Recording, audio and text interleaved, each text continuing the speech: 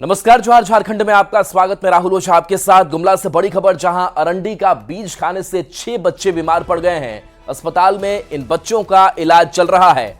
डुमरी थाना क्षेत्र के नवाडी पंचायत के हटसरी गांव के जंगली पौधा अरंडी जेट्रोफा का बीज खाने से ये बच्चे बीमार हो गए। सभी बच्चों को उल्टी, चक्कर और पेट दर्द शुरू हो गया, जिसके बाद परिजनों ने आनन फानन में सभी को स्वास्थ्य केंद्र में भर्ती करवाया, जहां डॉक्टरों की देखरेख में सबका इलाज चल रहा है। और रुपेश भगत हमारे साथ न्यूज 18 संवाददाता जुड़ गए हैं। रुपेश, अभी बच्चे कैसे हैं, क्या अपडेट आपके पास?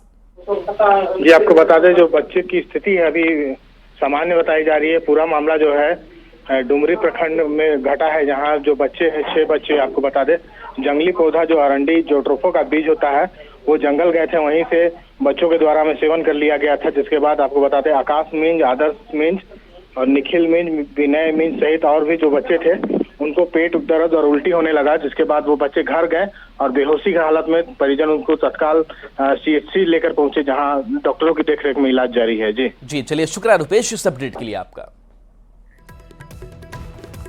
और गढ़वा से बड़ी खबर, जहां शराब पीने से रोकने पर पत्नी की हत्या हो गई है। कुदाल से काटकर पत्नी को मौत के घाट पति ने उतार दिया। घटना के बाद आरोपी पति फरार है।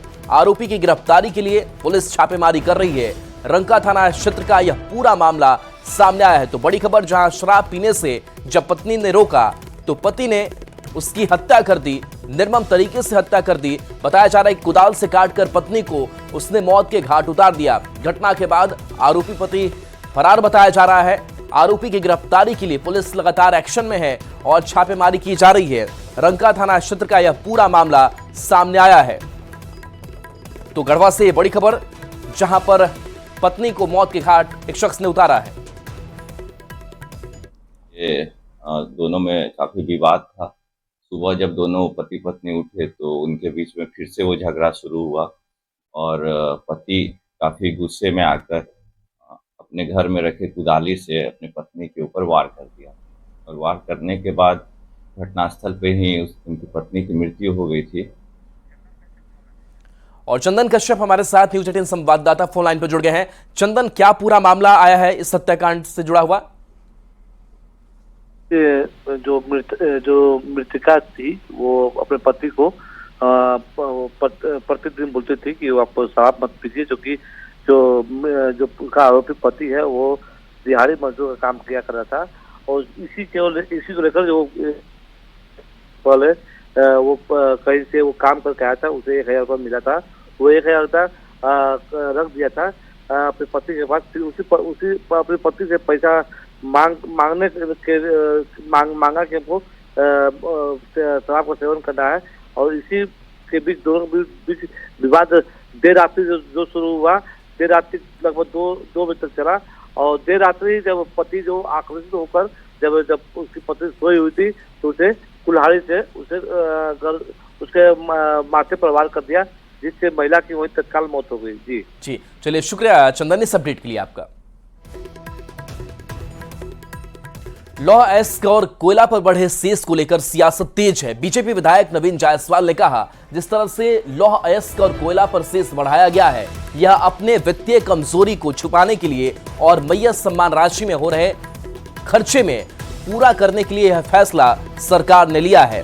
तो बीजेपी ने हेमंत सरकार पर यह हमला बोला है और खनीजों का सेस बढ़ा है। और इस पर विधायक नवीन जायसवाल का यह बड़ा बयान सामने आया है कि अपने वित्तीय कमजोरी को छुपाने के लिए और मैयत सम्मान राशि में हो रहे खर्चे में पूरा करने के लिए यह फैसला सरकार ने लिया है।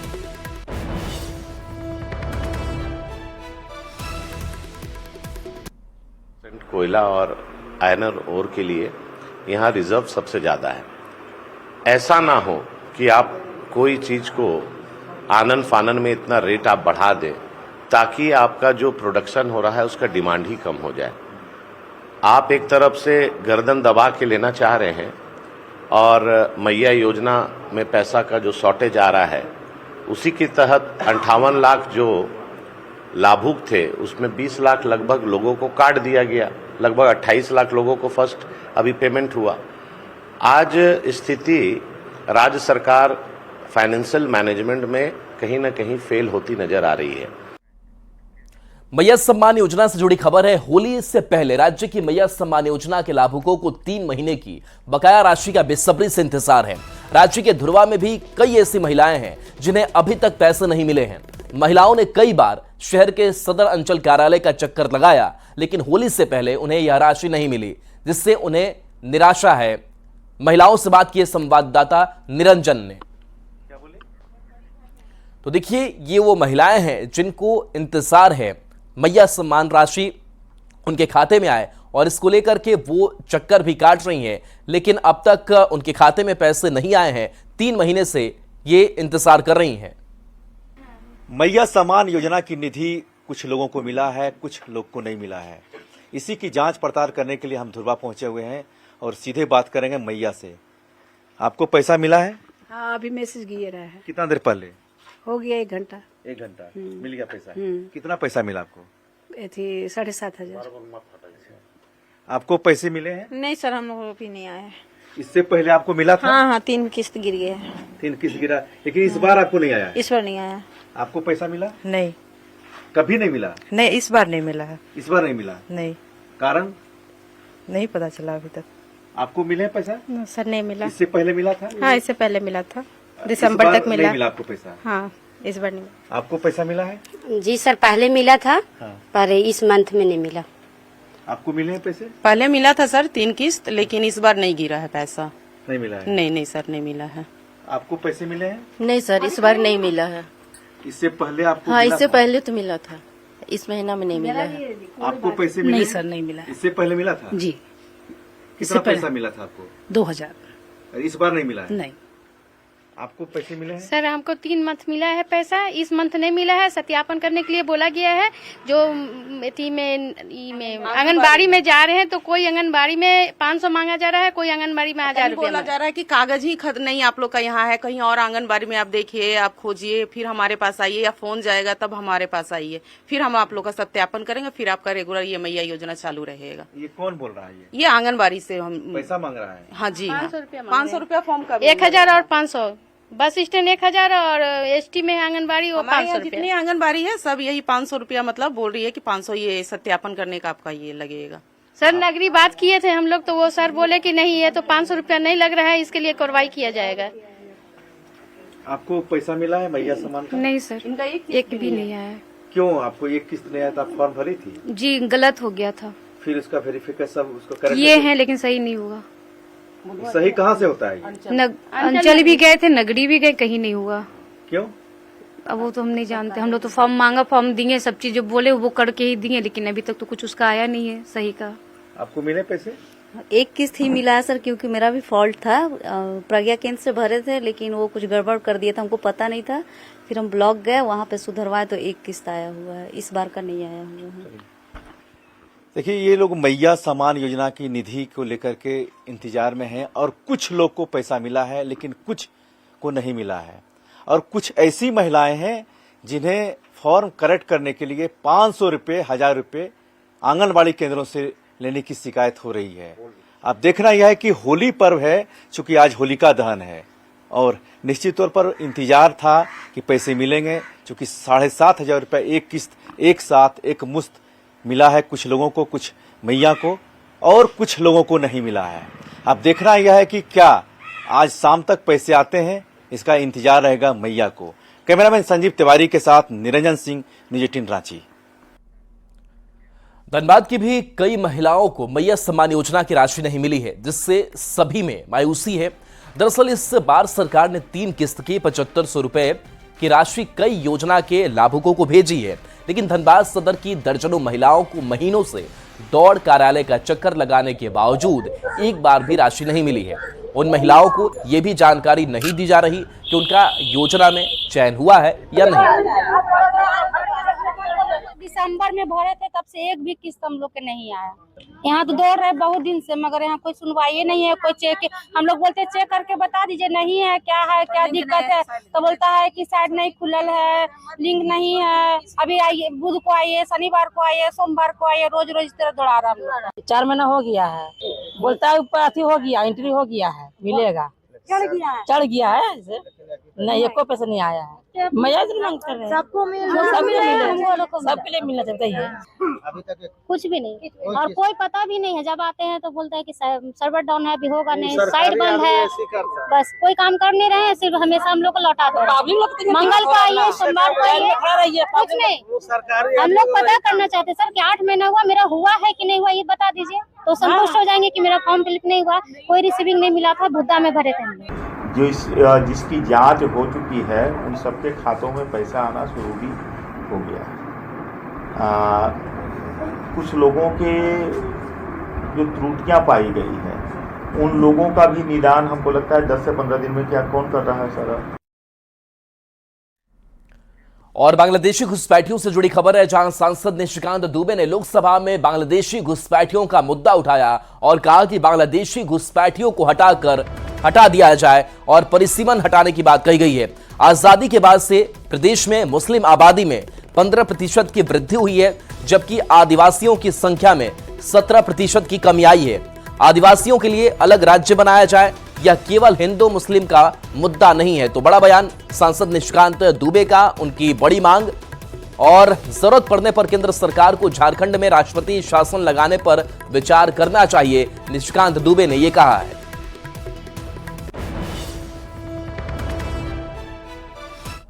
कि जब डिलिमिटेशन करेंगे तो बांग्लादेशी घुसपैठियों को हटाकर ही डिलिमिटेशन करिए। आर्टिकल 342 से लेकर 345 तक आदिवासियों की सुरक्षा के लिए शेड्यूल 5, शेड्यूल 6 और शेड्यूल 7 के डिस्ट्रिक्ट के लिए जो अधिकार दिए गए हैं, उसके अधिकार के आधार पर आदिवासियों की लड़कियों की शादी किसी आधार पर मुस्लिम में नहीं हो, उनकी संस्कृति नहीं बदले, और 355 के आधार पर यदि राष्ट्रपति शासन आप लागू कर सकते हो या इस पूरे एरिया को हटाकर यदि एक प्रदेश बना सकते हो तो आप उसको बनाइए। निशिकांत दुबे के बयान पर सियासत तेज है। बीजेपी ने कहा कि संथाल में आदिवासी संस्कृति जिस तरह खतरे में है, सांसद निशिकांत दुबे ने उन्हीं मुद्दों को उठाकर यह बयान दिया है। कांग्रेस ने निशिकांत दुबे के बयान पर जमकर हमला बोला और कहा कि उन्हें लोकतंत्र में कोई भरोसा नहीं है, वह जनता की चुनी हुई सरकार के खिलाफ ऐसी बातें कर रहे हैं। झारखंड मुक्ति मोर्चा के नेतृत्व में चल रही हेमंत सरकार को यह सोचना चाहिए कि माननीय सांसद पार्लियामेंट में जिस मुद्दों को उठा रहे हैं, विशेष करके आदिवासी संस्कृति वहां पर खतरे में पड़ी हुई है, अस्मिता की पहचान लूट रही है और यह सरकार उसे लूटने दे रही है, इस पर ध्यान नहीं दे रही है। कानून व्यवस्था पूरी तरह से ध्वस्त हो गई है। माननीय सांसद संथाल परगना से ही सांसद है, माननीय मुख्यमंत्री जी भी संथाल परगना से ही विधायक है, उसके बावजूद बयान तो देना संसद जी के दर्द को बयां कर रहा है कि आखिर संथाल परगना किस दिशा की ओर जा रहा है। देखिए, निशिकांत दुबे खुद कहां से हैं हम सभी जानते हैं, वो खुद बाहर से हैं और अपने विवादित बयान के लिए हमेशा से सुर्खियों में रहने के लिए देते रहते हैं। अब उनको तो लोकतंत्र पर भी भरोसा नहीं है, तभी तो झारखंड राज्य में इतना बड़े जनादेश के साथ जो सरकार बनी है वहाँ वो राष्ट्रपति शासन लागू करने की बात कर रहे हैं और संथाल परगना को अलग राज्य की मांग करना, ये मानसिकता उनकी दिखलाती है कि उनको लोकतंत्र पर कहीं भी भरोसा नहीं है। और दूसरी ओर सरकार कानून व्यवस्था और यहाँ के विकास के लिए लगातार काम कर रही है, लेकिन उनको अपने विवादित बयान देकर सुर्खियां बटोरनी है, इसीलिए वो इस तरह की बातों को करते रहते हैं। कानून व्यवस्था के मुद्दे पर सियासत तेज है। अमन साहू के एनकाउंटर के बाद बीजेपी का बड़ा बयान सामने आया है। बीजेपी प्रवक्ता प्रफुल्ल शाहदेव ने कहा है कि अमन साहू के एनकाउंटर के बाद उसके गुर्गों ने गैंग की कमान संभाल ली है, लिहाजा पुलिस प्रशासन को कड़ा एक्शन लेने की जरूरत है। झारखंड के दुर्दांत अपराधी अमन साहू के इनकाउंटर में मारे जाने के बाद में जो अपराधियों में पुलिस का खौफ है वो फिर से धीरे धीरे कायम होता दिख रहा है। हमें लगता है पुलिस को ना इस जो स्थिति बनी है उसको कायम रखना चाहिए, क्योंकि 2 लोगों ने आकर अमन साहू गिरोह की नए कमान संभालने की घोषणा की है, लेकिन जब एक बार सरगना मारा जाता है ना तो पूरा गिरोह सख्ते में रहता है। ये समय है कि जितने आपराधिक गिरोह हैं, जितने बचे कुचे गुर्गे हैं उनका खात्मा हो, और हम पुलिस से मांग करेंगे ये अभियान चलता रहे। और मौसम से जुड़ी खबर, चाहे होली से पहले मौसम में सबसे बड़ा बदलाव होगा। हीटवेव को लेकर के अलर्ट जारी किया गया है। 14 मार्च से कोल्हान के अधिकतम तापमान में बढ़ोतरी होगी। 15-16 मार्च को पलामू गढ़वा में लू का अलर्ट जारी किया गया है। तापमान 40 डिग्री पार पहुंचने का अलर्ट है। पश्चिम क्षेत्र से गर्म हवा का प्रभाव पड़ रहा है और झारखंड पर इसका प्रभाव दिखेगा। सभी जिलों के अधिकतम तापमान में 3 से 5 डिग्री की बढ़ोतरी होगी। को लेकर झारखंड के मौसम में एक बड़ा बदलाव देखने को मिल रहा है। मौसम विभाग के पूर्वानुमान के मुताबिक कोल्हान, पलामू और गढ़वा में हीट वेव यानी आज से 16 मार्च तक हीट वेव चलने की चेतावनी जारी की गई है, यानी लू चलेगी। ऐसे में जो लोग होली की मस्ती में डूबे हुए हैं उन पर यह हीट वेव कितना असर डालेगा, हम सीधे जानेंगे रांची के लोगों से। सर, अचानक मौसम विभाग का आया है कि हीट वेव चलेगा, लेकिन रांची का मौसम तो फिलहाल ठंडा ठंडा कुल है। ठंडे के से निवृत्ति मिलती है, टेम्परेचर समशीतोष्ण होता है। इसमें माहौल में होली मनाया जाता है और होली के समय प्रकृति, मनुष्य भी प्रकृति का एक अंग है। प्रकृति में जहाँ वास्तव में लगता है कि जहाँ गर्मी बढ़ेगी तो वहाँ भी तो और आनंद है, क्योंकि अब तो ठंड से होली मस्ती का आलम एकदम है, जो है चाहे ठंडी हो चाहे गर्मी हो, मस्ती है तो मस्ती है।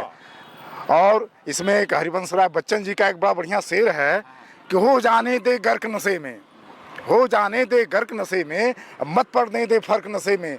तो होली के नशे में कोई फर्क नहीं पड़ेगा, चाहे गर्मी रहे चाहे ठंडी रहे, मस्ती का आलम एकदम है। जो बात है, कोई फर्क नहीं पड़ने वाला, मौसम लाख। अगर मौसम साथ दे तो और अनुकूल हो जाएगा, उत्साह दुगना हो जाएगा।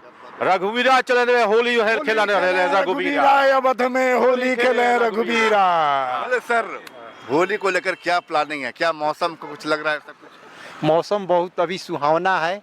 इस मौसम होली का अनुकूल मौसम है और इसमें हम लोग रांची वासी बहुत अच्छी तरह से होली मनाएंगे। अरे मौसम जैसा भी हो, होली तो अनुकूल बना ही देता है। होली मन से मनाई जाती है, आपका मन एकदम सही है।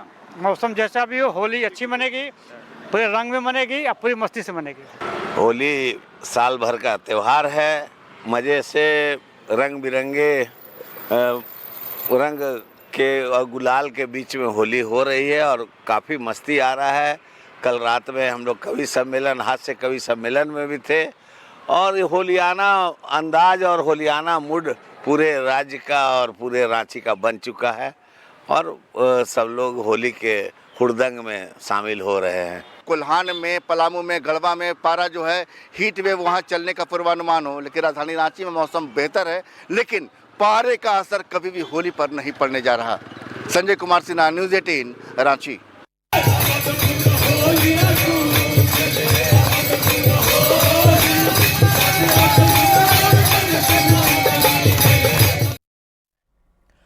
अब बात करते हैं रंगों के त्यौहार होली की, जिसकी धूम हर तरफ दिखाई दे रही है। चाईबासा में होली से पहले आदिवासी समुदाय के ग्रामीणों ने रोग फेंकने की जो परंपरा है वो निभाई है।